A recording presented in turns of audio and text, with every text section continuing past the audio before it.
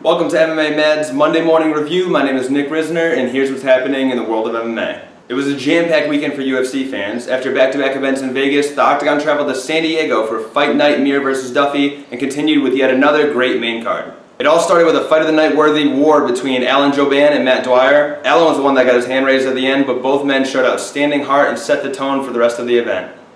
In the co-main event, Tony Ferguson put together the best performance of his career, defeating a dangerous veteran in Josh Thompson. Mixing it up with creativity on the feet and on the mat, Ferguson looks to be ready for a title shot in the very near future. The victory on Wednesday was his 6th in a row, and the number 11 ranked lightweight should definitely crack the top 10 this week. Frank Mir made a huge statement in the main event as he becomes the latest heavyweight to make a memorable comeback late in his career. After going blow for blow with a heavy-handed knockout specialist, Mir scored with a left hook that turned the lights out for Todd Duffy. The win marks his second first-round finish in a row as Mir looks to have reinvented himself once again. On Friday night, Bellator returned to the Mohegan Sun Arena in my home state of Connecticut. It was a night full of finishes, as only 2 of the 12 fights went the distance. Highlights from the card include Michael Page extending his win streak to 8 with yet another first-round knockout, Brendan Ward dominating in front of a hometown crowd, and Paul Daly defeating Dennis Olsen via TKO, then proceeding to call out new Bellator signee Josh Koscheck. In the main event, Andrei Karashkov took home a unanimous decision victory over Douglas Lima, earning him the title of new Bellator welterweight champion. The UFC made its debut in Scotland this Saturday. The event featured a back-and-forth middleweight clash between Michael the Count Bisping and Talis Liatis. In the end, it was Bisping earning the split decision nod and improving his win total to 27. Earlier in the card, Joseph Duffy extended his impressive win streak, finishing Brazilian veteran Ivan George via triangle choke in the first round.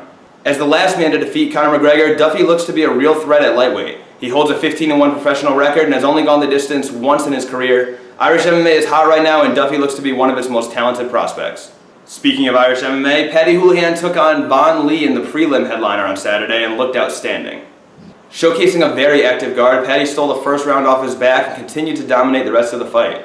In the end, it was a 30-27 unanimous decision victory for the SBG Ireland flyweight. But the most memorable fight on the card had to have been Joanne Calderwood versus Courtney Casey. As Scotland's most well-known fighter on the roster, JoJo had the full support of the crowd from the start. It was Casey who got off early, however, showcasing toughness and aggression throughout the fight. Calderwood proved to be too much for Casey in the end. However, both fighters put on a great show and were rewarded with Fight of the Night honors for the effort. Finally, the biggest story in MMA this week is the return of heavyweight GOAT Fedor Emelianenko.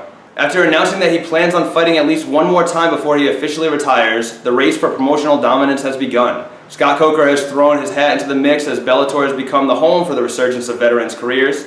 If he signs with the UFC, there are a number of intriguing matchups there as well. Perhaps Frank Mir or Andrei Arlovski could land that bout. Or if the UFC wants to give him an instant title shot, a rematch with Fabricio Verdum could be intriguing. Whatever happens, allow me to say, welcome back, Fedor. We've missed you.